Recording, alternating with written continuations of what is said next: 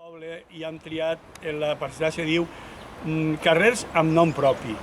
I són aquests carrers que duen el nom d'algun sedaviner. Lamento que no hi hagi ninguna sedavienca en ningú carrer dedicat a la dona, però de moment només tenim homes. I són persones que ara vos aniré contant que han nascut a Sedaví o han viscut tota la seva vida a Sedaví fent un paper social, vull dir, que estaven a l'abast de la gent. Encara que havien de començar per carrers, doncs anem a començar, ja que el tenim prop, perquè encara que no té carrer, Vicent Pla Paredes, com sabeu, va ser el primer alcalde de la República. A Sedaví hi hagueren 3 anys, cada any de República, un alcalde. Vicent va ser l'alcalde de temps més curt, però més fecundo, en el sentit que quan perd la dreta el poder i s'implanta la República, ell és el primer alcalde del comitè que n'hi ha a Sedaví format. El que passa és que a 8 o 9 mesos l'obliguen a ser a l'Emili i li passa l'alcaldia a Daniel el Palmiter.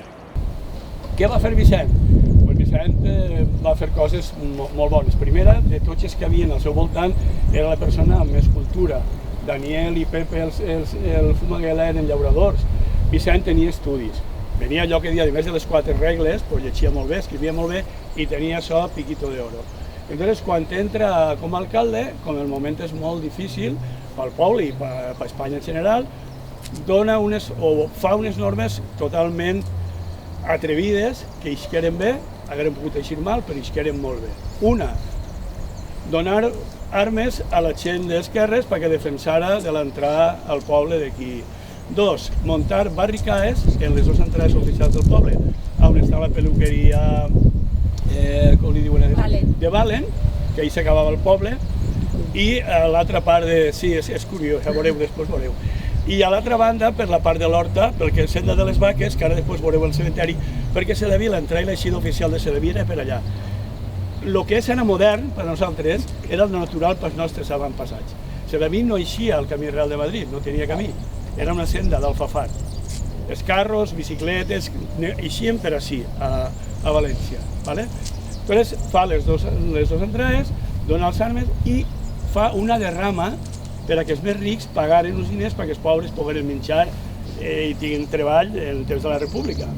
I una cosa que va ser la que més sonà, agarrar tota la gent catòlica, per exemple, meus pares, o la meva mare no perquè estava prenyada, però mon pare, altres meus tios i tal, i a la gent de dretes, encara que no freqüentara la iglesia, i tancar a uns en la parròquia i els altres en l'Alcolera, que després us explicaré l'Alcolera, la fàbrica.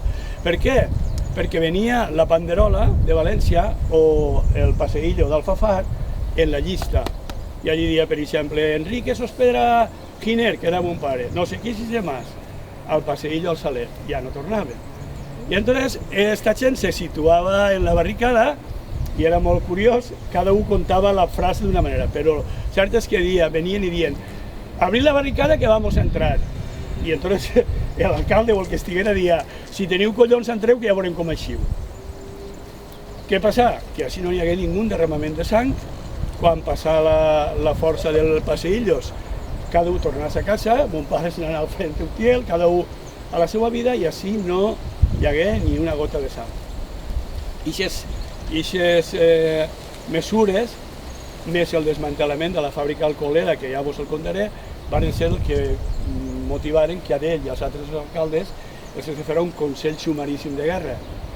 Però la veritat és que després l'Enrique Pons, que va ser l'alcalde franquista que arribava al poder, se replegaren firmes de tot el poble, especialment des que havien salvat la vida, i la pena de mort se va reduir a 14 anys i de 14 anys a 3 anys.